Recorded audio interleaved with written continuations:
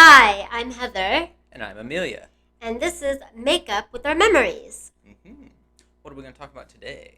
We're going to talk about the first time that we went out in public and kind of the events that led to that first day, and then what happened on that first day. Yep. Um, so I guess a bit of backstory, right? I came out to you and we processed those initial tumultuous days and feelings. Yep. And then, um, the next step, of course, was like wanting to do like proper makeup and I guess start getting my own clothing, right? So that wasn't just always stealing your style. Um, and then like hair, obviously. So yeah, I think we ordered a wig on Amazon like pretty quick, right? We went like the red-headed wig that we haven't seen in a while, right? I don't post much of that anymore because it's kind of cheap and it's definitely not like a go out in public wig. This is so cute. It's my favorite, absolutely favorite. Yeah, yeah, I like this one too. Yeah, but so like we ordered that. I think I might have ordered like a couple things like with it, clothes wise, right? Probably, yeah. Just like yeah, I don't remember what now, but ordered a couple things, and then I think I ordered like a bunch of the makeup, or I ordered some makeup.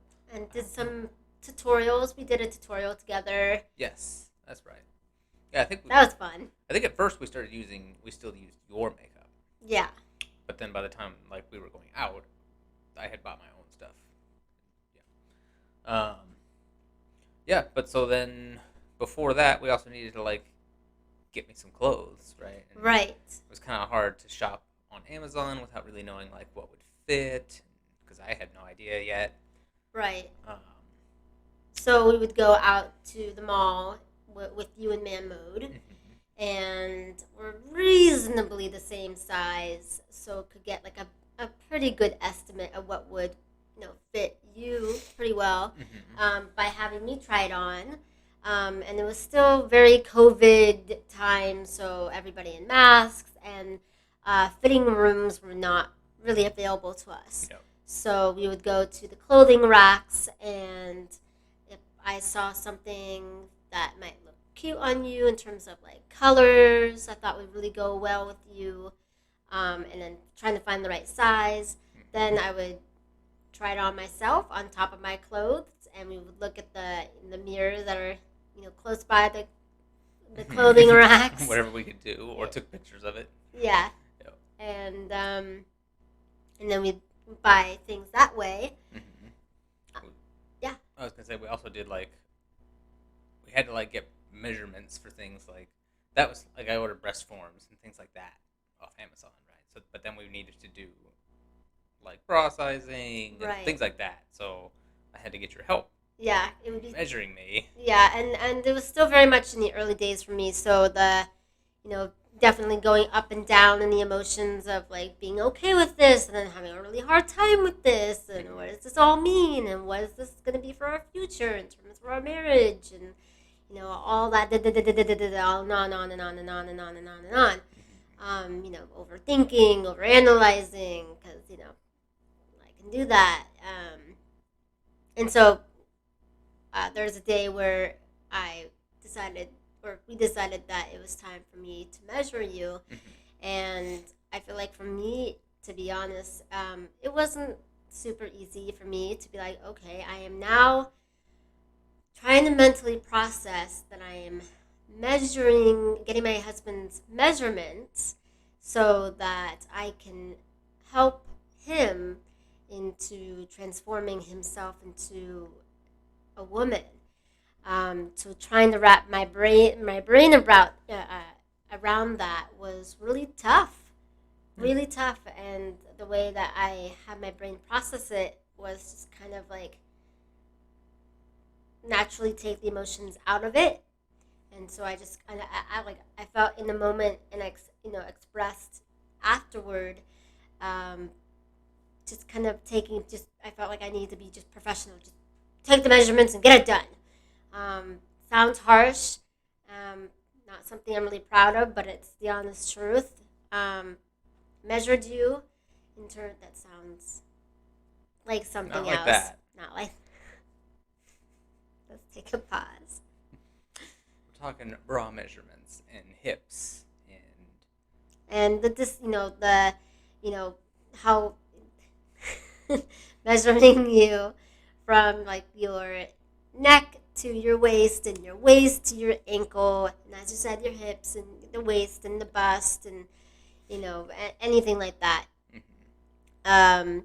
It just felt like I had to be very like mechanical, almost Yeah. professional, just like get it done and deal with the what this actually means later, Mhm. because I was having trouble in the moment processing like I am measuring for clothes for my husband to help him realize his feminine self. Like that's just kind of like, yes, there's that letter from episode 2 where the bombshell of my husband is a cross dresser. There's that wave of a bombshell or wave of realization and the ebbs and flows of emotion from that. But this was like another level of reality. Of this is really happening. Yeah. This is really the new reality. This is not just some kind of dream, and then it just this is just a movie, and then you cut to commercial, and it's not that or Mhm. whatever. Yeah. So it's just a new level of reality of this is really happening. So for me, the way I dealt with it was okay, just get it done. Yep. And it wasn't easy, but it happened. And then it was a little bit easier to go to a store and go shopping. Then it was a little bit fun. Like, oh, this is cute. And then I felt like I'm almost like I'm dressing you.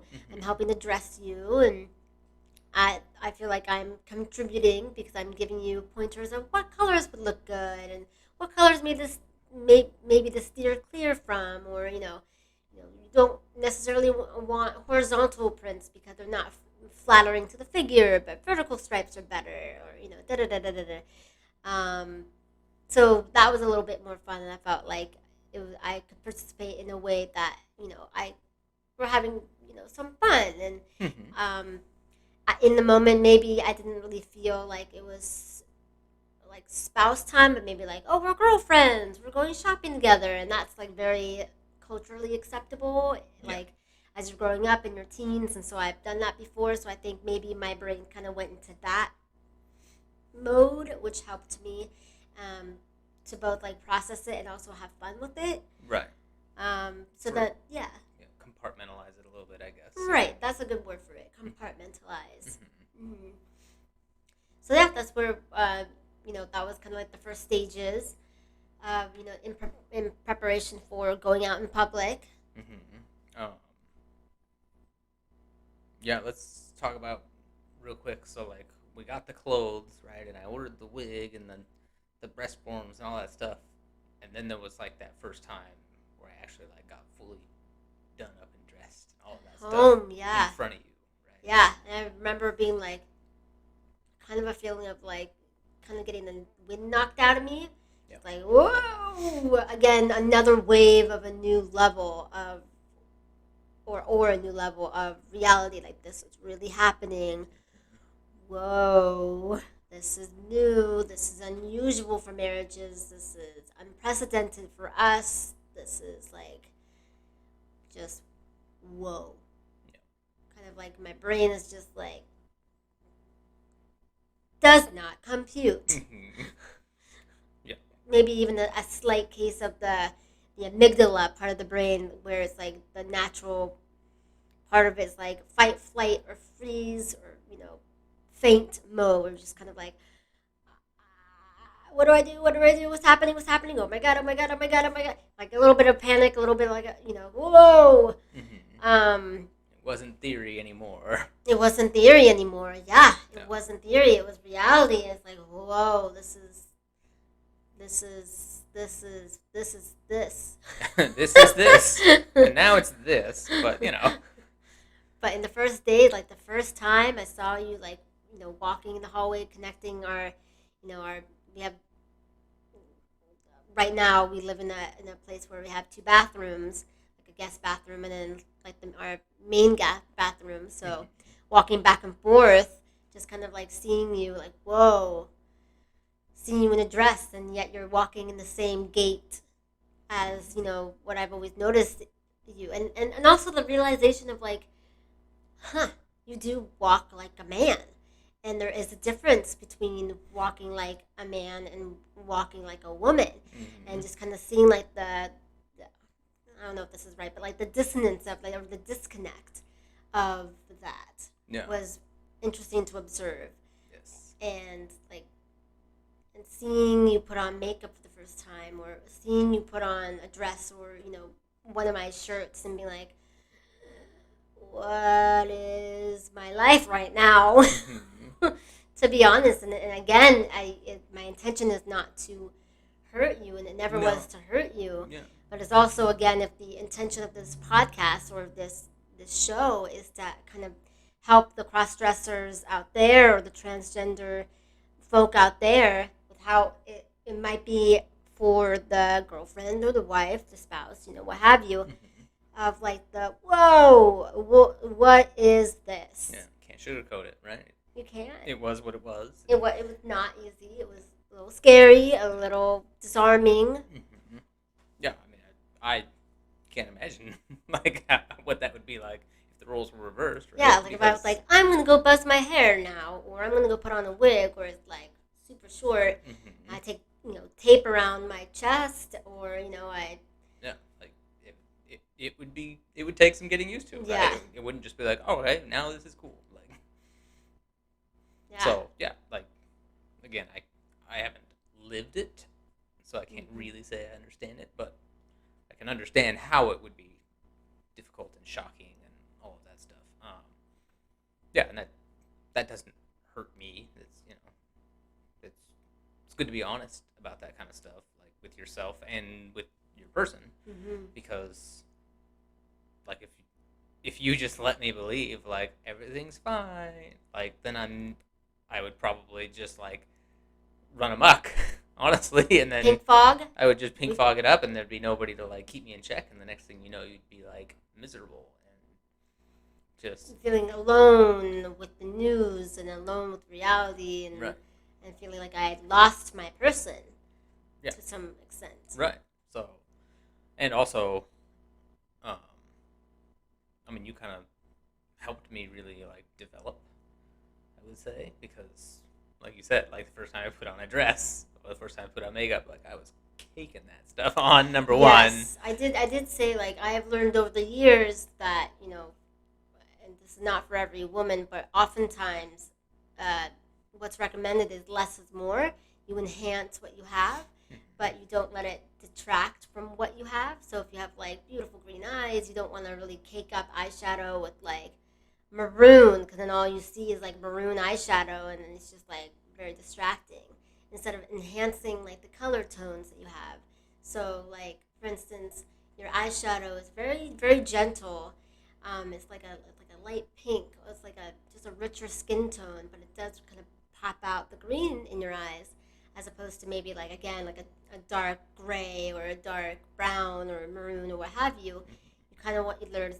Like, I would help you go online and be like, okay, what are good eyeshadows with greener eyes, or what's a good lipstick color for that wouldn't be distracting from your dress, or like the hair color. So just kind of taking an inventory of the beauty that you have naturally, and how to enhance it. Just me learning my sense of style. It was extremely helpful to have you to like offer advice and tell me like, you look orange, like Right. I don't want to look orange, right? But, right. But it's also like kind of what you see in the mirror isn't necessarily what everybody else sees in the mirror, because there are, to tangentialize for a moment, right? There's a lot of times I'll be getting ready and I'll be like, I still don't look good enough. I still don't look good enough. I still and cake, and you'll be like, stop, you're fine. And I'll be like, I'll take like a piece of toilet paper And or a you'll sponge, wipe most of it back off. Scrape it off, and be like, you don't need all that stuff. And then lo and behold, I do look fine, right? But I can't see it because you get in your own head sometimes. Yeah. Yeah, but that's sort of just going off topic. But also, it is on topic because it's like the you know slow build up to going out in public and preparing yourself for what is the look you want to put out there. Yeah. So makeup was part of it. True. Yes. Um, but I guess going back to like first time like that I got dressed up in front of you, like obviously it was, for lack of a better term, it was weird, right, for you, and it was weird for me too, because again, it's like this is the first time a living person has. This is the first time a living person has been like in the room with me and seen this like Yeah. for real, right? 'Cause Yeah. it's That one must thing. have been like, what do you remember like any feelings that you had? I was, yeah, very like anxious and self conscious and yeah, it was, nervous, like not knowing how good I look or any of that kind of stuff because it was very new, and even now it's like there are times where I'm like, do I look good enough? And you're always, of course, quick to reassure me that yes. Yeah, yeah, and not the superficial. Yes, you look gorgeous, honey. Mm-hmm. But no, I really genuinely see beauty in you. And actually, before you came out to me, like years ago, I would say like you. I know this is gonna sound kind of silly, but you look both handsome, but you also look beautiful. Do you remember me saying that earlier in our That does sound like relationship? something you said. Yeah, like I did. Like from very early on, I saw the handsome side of you and also the beauty side of you. And that was without any indication or any knowledge that, you know, you wanting to represent as a woman in a part time. That never was a thing in my head. Mm-hmm. Yeah. Hit my toe. Are you okay? Yes. Do we need to pause and be like, ow, ow, ow? Do you No. need me to kiss the boo boo? No, this isn't that kind of show. What? With kissing feet. Oh. Yeah, we're not doing that here. We shall try. So yeah, we we did some shopping, we did some measuring of shoulders and what kind of how long your torso is, your waist to your ankles, da da da da da. We got some clothes, Got some shoes. got some shoes. Got some hairs. You now have like more shoes than I do. I do have more shoes than you do. I think you might even have more dresses than I do. I think I have more dresses than you do. I have a problem. And then yeah, we did like a makeup tutorial, and as we're all leading up to going out in public the first time, I definitely had some reservations, Sure. and I have very little doubt that your girlfriend or wife didn't have the same reaction. I was thinking, I'm concerned of your safety. Therefore, and then also in partly being selfish, my safety by being associated Sure. with you and being out in public with you. Um, you know, worrying about like the worst case scenario where you have somebody who sees us in public, and whether it's out of their insecurities or their ignorance or what have you, worrying about somebody deciding it is a good idea to beat you up Mm-hmm.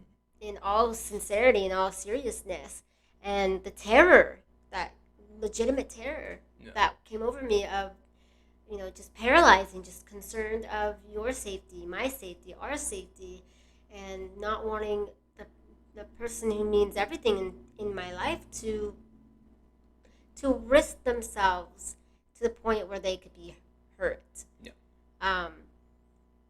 And it just made me think of like the Matthew Shepard story of years back in Wyoming, where I think he went to a bar, and the long and the short of it was that he was beaten up and left for dead. Yeah. These things, they do unfortunately happen. They have happened and they continue to happen, unfortunately, Yeah. in our And world. I remember thinking about that as we were driving cross country from California to Connecticut, Mm. and being like, "Wow, we're in Wyoming right now. This is the state where this young kid died Yeah. for trying to be who they are and be their authentic, true self." And so there was a real paralyzing fear that I had to overcome. Yeah. And we had to set some ground rules of making sure that we were together, Mm-hmm. at the very least, at the beginning. And so far, it's always been the two of us Yep. when you're presenting as Amelia, Mm-hmm. um, that we would go out together. Mm-hmm. We would go to places that were either, we would know that they are LGBTQ plus friendly.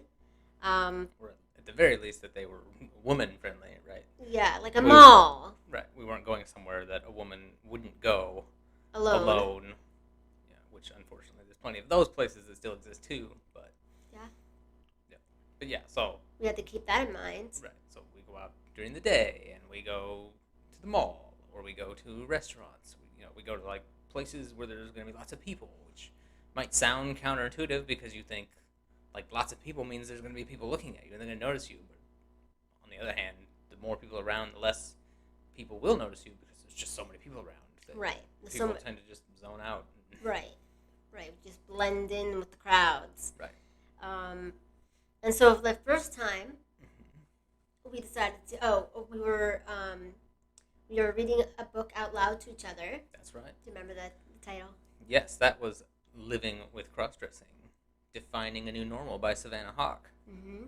And that was really helpful. By the way, people in couples on both sides, very helpful. Yeah. To help. Savannah Hawke does a fantastic job. Number one, her writing is amusing and interesting and has a good historical background and just all around a really good, quick education guide for those who are jumping into this world that are completely clueless, like myself. Well, and me. Right, right. But it was very helpful to read it together out loud. Yep. Because what I really liked about us doing it out loud together simultaneously is that there were moments where things really clicked. Yep. And there would be times like something really hit you and you would get emotional and I would be right there with you. I was like, wow, like this is really hard for you too. And it develops kind of like a deeper appreciation of like an even deeper appreciation of our love and our bond and our relationship. Yep. And seeing you in a vulnerable way made me love you even more, despite like how difficult this new reality was for me. It helped develop a deeper compassion, and be able to step into your shoes. And I feel like the same happened for me. There's a part of Savannah Hawke's book where it hit me what she said, like and like what was hard for her, and I was like, wow, I never really would have thought about that without hearing her story, and it really helped us in our story and our journey through this. Mm-hmm. So number one, I have to say thank you personally to Savannah Hawke. Your Yes. story really helped me understand Amelia, and I think also vice versa for Amelia. Yeah, to understand absolutely. me a little bit. Yep. Yeah. Yep. But anyway, so we were reading out loud, Mm-hmm. and I thought, okay, we had just finished her book, one of her books, and wouldn't it be a good idea to do something that's calming and not too overwhelming by going where? So we decided to go to a bookstore, and then depending on how that went, we might try to go to the mall after that, right? So the intent was like, first let's get out of the house, see how far we make it, right? Right. Let's see if we make it to the bookstore, and then if I get out of the car, right, and into the bookstore, and then we, went from there. And when you say like get out of the car, it was like, well, wasn't it easy enough for you to get from your house? I mean, you had to get from your house into a car, and you had to walk. Wouldn't that be scary enough? But we have a garage where we were able to Yes. get you into the garage with the door closed, or open the garage door open, and then peel out safely, Yes. but efficiently. So it really was like, can we get you out of the car? Phenomenon. It could be a thing if you're like, I can't. Yes. I think for me the big panic moment of the day for me was before we even left the house. Mm-hmm. It was when I was getting ready. Remember, I was Yeah. like getting my makeup all done, and then I finally came to you and was like, I don't know what I'm doing.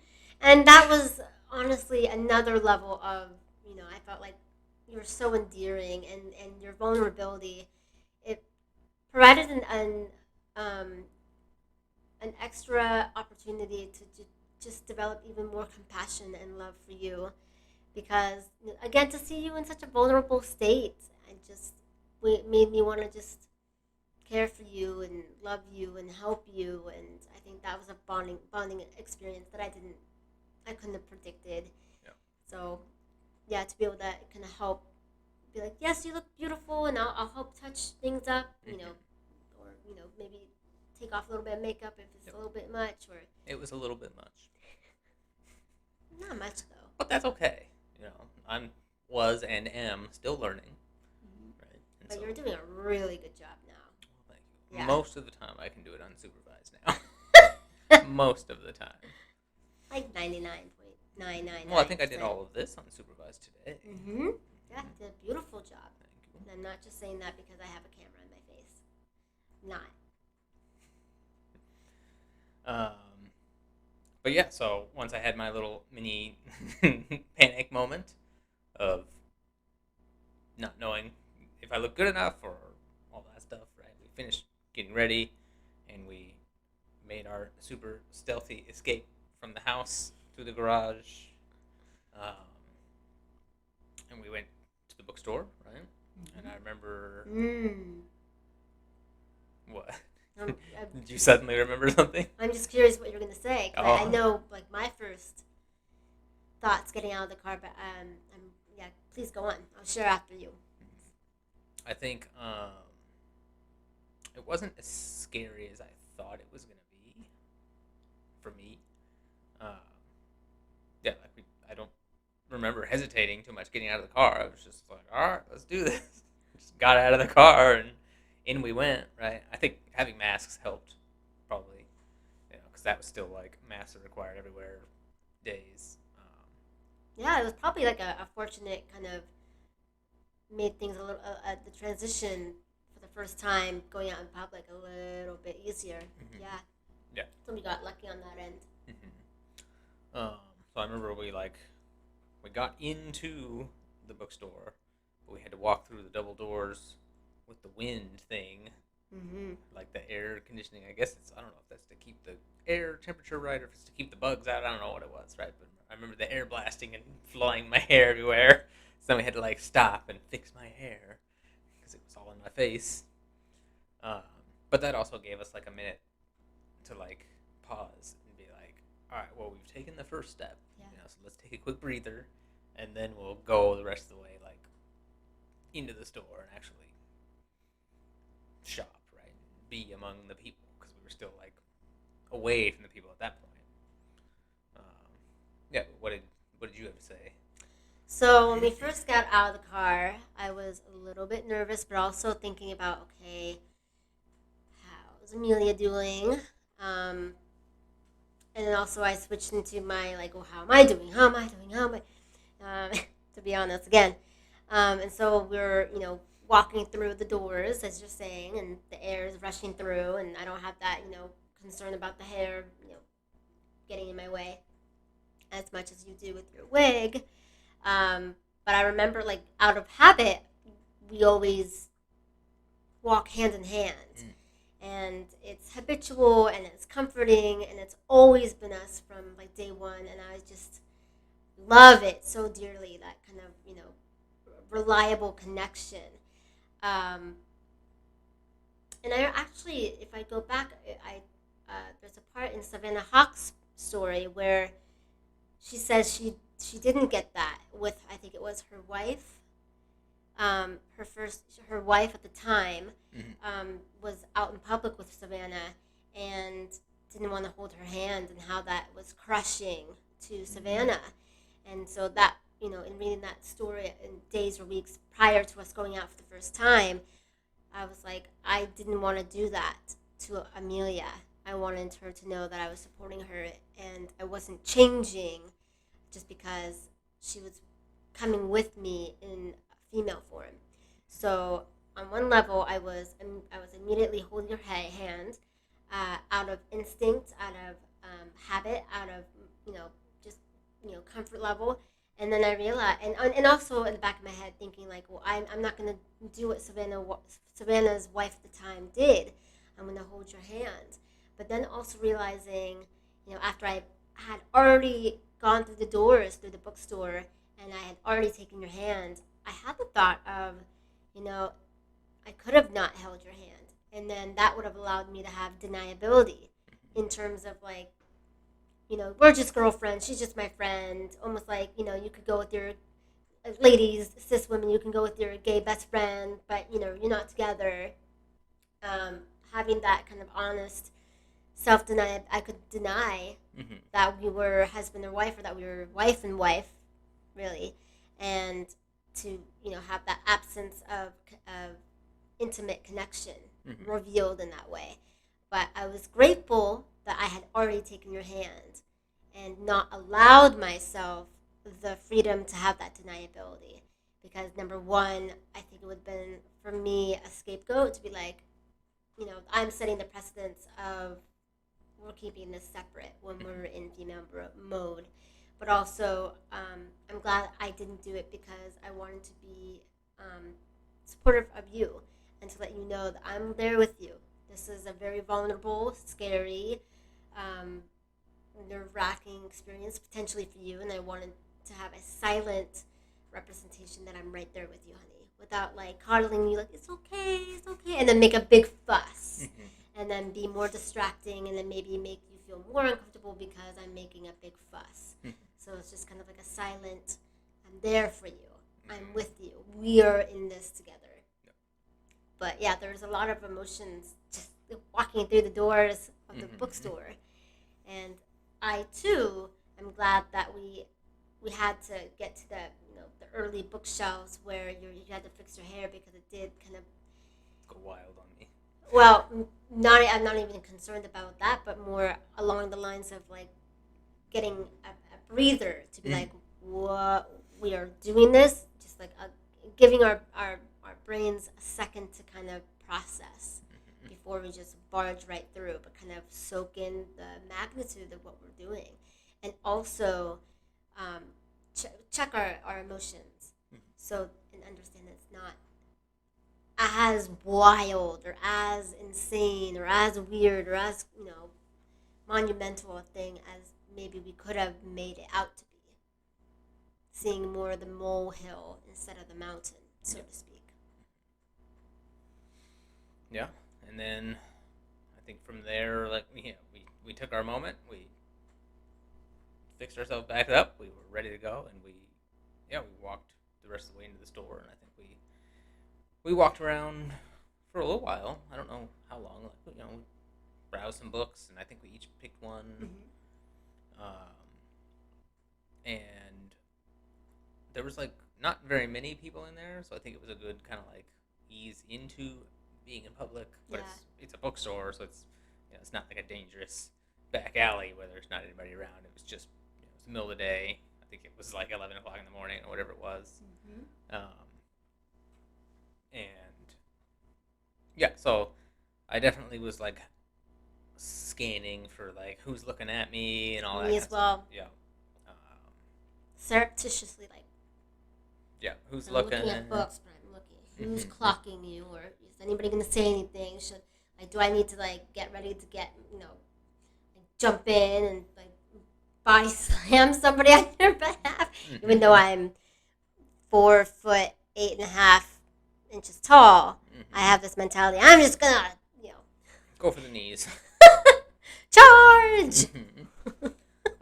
But I don't think anybody really even paid us much mind in the bookstore. Mm-mm. Even the when we got up to the cash register, I don't think the guy looked at me once. Yeah, I think he was rather oblivious. Yeah, I think he was like on his phone or something. Walked up and put the books on the counter, and you know, in the same voice that I always have because I can't do anything about it, right?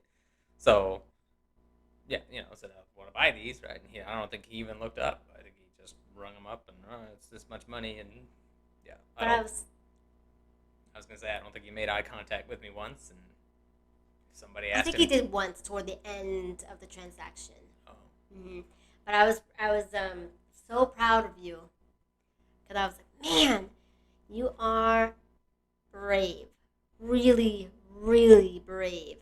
And I took pictures of you as you were, paying for the books, and so we'd have, documentation of the first time we went out, and look how brave you are, and look what you conquered the first time, Mhm. and yeah, just that was monumental, Mhm. seeing how brave you are and what we had accomplished. Yeah. Um.